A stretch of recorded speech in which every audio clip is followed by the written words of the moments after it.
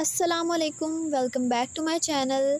तो आज की वीडियो होने वाली है स्किन केयर पे। मैं आप लोगों को बताऊंगी अमेजिंग स्किन केयर टिप्स जो कि अफोर्डेबल भी होंगी। और स्टेप 1 में हम बात करेंगे मॉइस्चराइज़र की।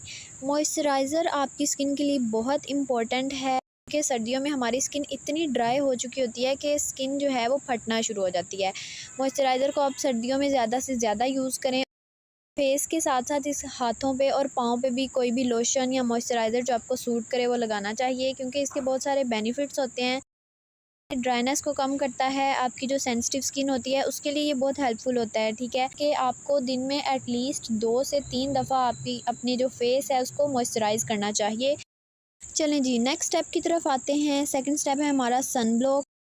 यूज़ करती हूँ रिवाज का सन ब्लॉक। ये थोड़ा सा थिक होता है और ये रीज़नेबल प्राइस में मिल जाता है। ऑलमोस्ट आपको 300 से 400 की या 450 की रेंज में मिल जाता है। ऊपर देखें लिखा हुआ है वाटर रेजिस्टेंट है, anti dark spots, anti darkening.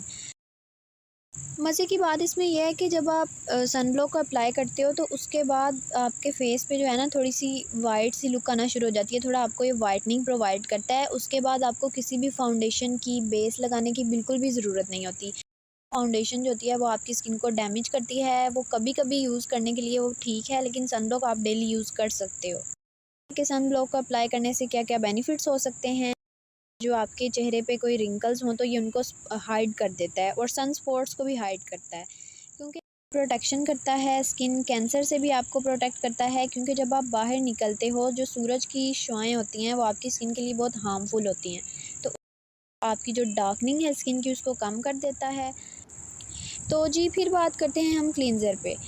तो क्लींज़र को आपको दिन में 2 दफ़ा तो लाज़मी यूज़ करना चाहिए। एक दफ़ा जब आप सुबह सो के उठते हो तो अपना मुंह अच्छे से क्लींस करो, फेस वॉश अप्लाई करो उस पे अच्छे से, उसको कुछ 30 सेकंड्स के लिए उसको रब करो फेस पे और फिर वॉश कर लो। और एक दफ़ा जब आप रात को सोने जाओ तो सोने से पहले आपको अप्लाई करना है, क्योंकि जो भी आपके सारे दिन की फेस पे डर्ट होती है उसको आपने रिमूव करना होता है। अच्छे से फेस को क्लेंस करें। पॉन्ड्स, गार्नियर या डव जो आपकी स्किन पे सूट करता है आप वो ले लो। बात करते हैं फेशियल स्क्रब की या एक्सफोलिएटर की।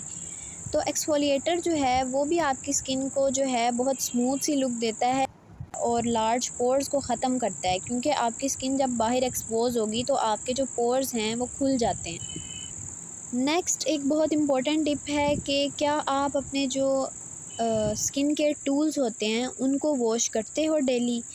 तो बहुत से लोग इस चीज़ में इतने लेज़ी होते हैं कि वो जो भी स्किन केयर टूल्स अपने फेस पे जो अप्लाई करते हैं, कोई ब्यूटी ब्लेंडर्स या फाउंडेशन ब्रशेज़ होते हैं, उनको चीज़ें डर्ट उन पे लगी होती है उसी तरह पकड़ के मुंह पे थोप लेते हैं, अप्लाई कर लेते हैं। That's so unfair with your skin.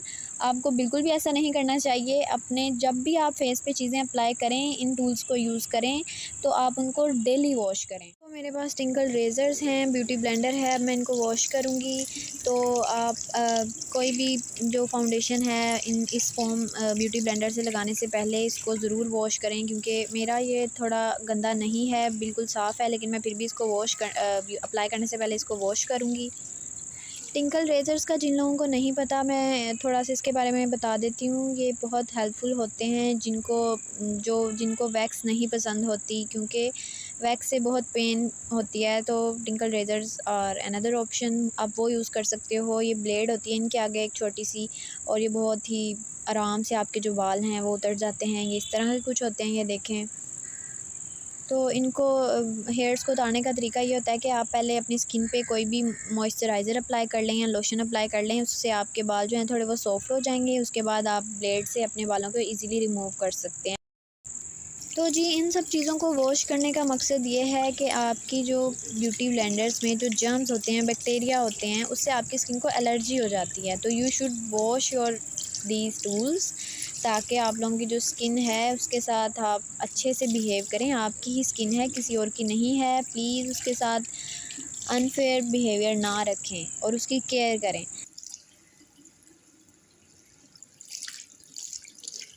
Last बात हमारी आती है रोज़ वाटर पे। रोज़ वाटर भी जो है एक मॉइस्चराइज़र टाइप कह लो, उस तरह से ही वर्क करता है, जो आपके फेस को बड़ा फ्रेश रखता है।